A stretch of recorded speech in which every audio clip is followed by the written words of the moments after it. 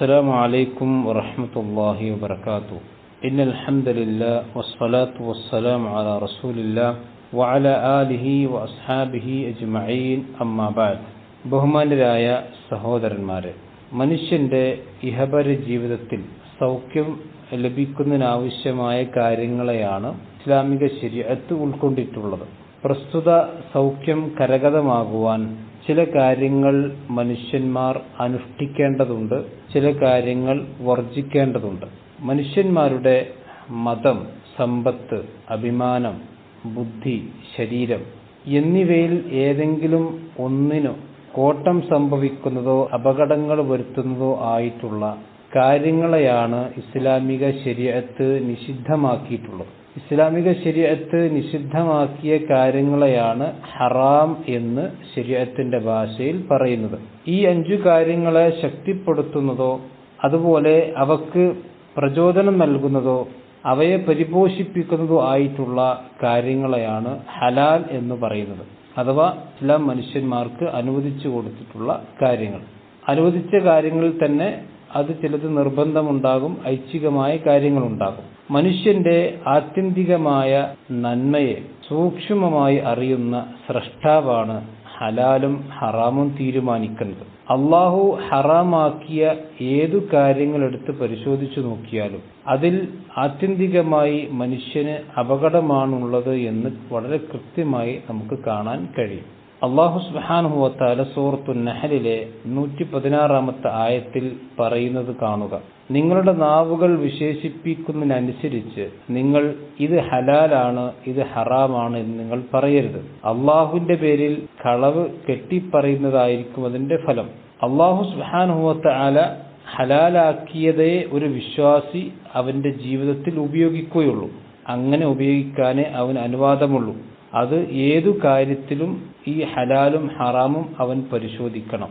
ഭക്ഷണത്തിന്റെ കാര്യമാകുമ്പോൾ കുറച്ചുകൂടി അവന് സൂക്ഷ്മത കാണിക്കും. കാരണം അള്ളാഹു ഹലാലാക്കിയിട്ടില്ലാത്ത ഒരു ഭക്ഷണം അവൻ ആഹരിക്കുന്നതിലൂടെ അവന്റെ പരലോക ജീവിതത്തെ അപകടപ്പെടുത്തുകയാണ് അവൻ ചെയ്യുന്നത് എന്ന് നിരവധി പ്രമാണങ്ങൾ അവനെ പഠിപ്പിച്ചിട്ടുണ്ട്, വിശ്വാസികൾക്ക് താക്കീത് നൽകിയിട്ടുണ്ട്. ഭക്ഷണത്തിന്റെ വിഷയത്തിൽ ഒരു കാര്യം ഹലാലായാൽ മാത്രം പോരാ, അത് ത്വയ്യിബ് കൂടിയാവണം, വിശിഷ്ടമായതും നല്ലതുമാവണം എന്നുകൂടി അള്ളാഹു ഖുർആനിലൂടെ നിബന്ധന വച്ചിട്ടുണ്ട്. വിശുദ്ധ ഖുർആനിൽ ഇപ്രകാരം കാണാം: യാ അയ്യുഹന്നാസ് കുലൂ മിമ്മാ ഫിൽ അർളി ഹലാലൻ ത്വയ്യിബ. മനുഷ്യരെ, നിങ്ങൾ ഭൂമിയിൽ നിന്നുള്ള വിഭവങ്ങളിൽ നിങ്ങൾ ഹലാലായതും അനുവദിക്കപ്പെട്ടതും ത്വയ്യിബായതുമായ കാര്യങ്ങളാണ് ഭക്ഷിക്കേണ്ടത്. ഏതൊക്കെയാണ് ഹലാൽ, ഏതൊക്കെയാണ് ഹറാം, എന്തൊക്കെയാണ് ത്വയ്യിബായ കാര്യങ്ങൾ, ഇതെല്ലാം വളരെ വ്യക്തമായി സ്പഷ്ടമായി പ്രമാണങ്ങൾ നമുക്ക് മുന്നിൽ വരച്ചു കാണിച്ചു തന്നിട്ടുണ്ട്.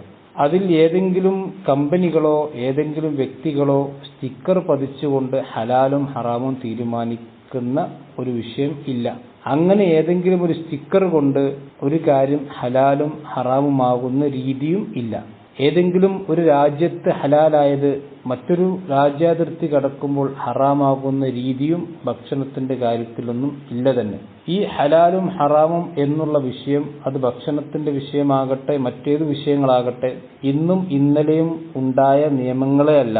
14 നൂറ്റാണ്ടായി മുസ്ലിം സമുദായത്തിൽ അല്ലെങ്കിൽ ലോകത്തുള്ള മനുഷ്യന്മാർ ഇത് ആചരിച്ചു വരികയും മനസ്സിലാക്കുകയും സമൂഹത്തിൽ അത് ആ രീതിയിൽ തന്നെ പരസ്പരം അങ്ങോട്ടും ഇങ്ങോട്ടും സഹകരിച്ച് പാരസ്പര്യത്തോടുകൂടി തന്നെ ജീവിച്ചു വരികയും ചെയ്യുന്ന ഒരു കാര്യമാണ്. അതേസമയത്ത് ഇസ്ലാമുമായി ബന്ധപ്പെട്ട ഏതു കാര്യത്തെയും വിവാദങ്ങളിലേക്ക് വലിച്ചിഴച്ച് അതുവഴി തങ്ങളുടെ ചില അജണ്ടകൾ വിജയിപ്പിച്ചെടുക്കുന്ന ദുഷിച്ച മനസ്സുകളുടെ കുടലതന്ത്രങ്ങൾ നമ്മുടെ രാജ്യത്തിപ്പോൾ ശക്തി പ്രാപിച്ചു വരികയാണ്. ഇസ്ലാമിന്റെ അപരവൽക്കരണമാണ് ഇന്ന് മീഡിയയിൽ നന്നായി ചെലവാകുന്ന ഒരു ചരക്ക്. വേദം നൽകപ്പെട്ടവർ അറുത്തത് ഭക്ഷ്യയോഗ്യമാണ് എന്ന് പ്രമാണങ്ങൾ പഠിപ്പിക്കുന്നു.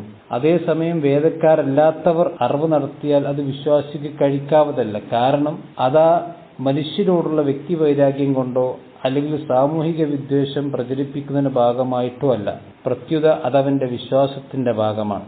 ഒരു വിശ്വാസി തന്നെയും അള്ളാഹുവിന്റെ നാമത്തിലല്ലാതെ അറുത്തതോ അറുക്കേണ്ട ഭാഗത്ത് അല്ലാതെ അറുത്തതോ ഒരു വിശ്വാസിക്ക് ഹലാലാവുകയില്ല. അതുകൊണ്ട് തന്നെ ഇപ്പോൾ ഉണ്ടായിരിക്കുന്ന വിവാദം ഇസ്ലാമിക പ്രമാണങ്ങളെ അസ്ഥാനത്ത് ഉപയോഗിക്കാനും ഒരു സമുദായത്തെ തന്നെ സംശയത്തിന്റെ നിഴലിൽ നിർത്തുവാനുമുള്ള അനാവശ്യമായ ഒരു വിവാദമാണ് എന്ന് മാത്രമല്ല, ഇത് തികഞ്ഞ വിവരക്കേടും അല്പത്വവും ദുഷിച്ച മനസ്സുകളിൽ നിന്ന് മാത്രം ജനിക്കുന്ന ഒരു ചിന്തയുമാണ് എന്ന് പറയാതെ വയ്യ. ഇത്തരത്തിലുള്ള ദുഷിച്ച മനസ്സുകളിൽ നിന്ന് പുറത്തേക്ക് വരുന്ന ഈ വിഷപ്പുകയെ മാറ്റി നിർത്തി സ്നേഹത്തിന്റെയും സാഹോദര്യത്തിന്റെയും ഒരു ശാദ്വല തീരത്തേക്ക് നമ്മൾ നടന്നെടുക്കേണ്ടതുണ്ട്. അതിന് അല്ലാഹു സുബ്ഹാനഹു വ തആല നമ്മയെല്ലാം അനുഗ്രഹിക്കുമാറാവട്ടെ. വആഖിറു ദഅവാന അനിൽ ഹംദുലില്ലാഹി റബ്ബിൽ ആലമീൻ. അസ്സലാമു അലൈക്കും വറഹ്മത്തുള്ളാഹി വബറകാതുഹു. വിസ്ഡം ഇസ്ലാമിക് ഓർഗനൈസേഷൻ അവതരിപ്പിക്കുന്ന നേർവഴി, എല്ലാ ദിവസവും ഏതാനും മിനിറ്റുകൾ അറിയുക, അറിയിക്കുക. Peace Radio. Tune to reality.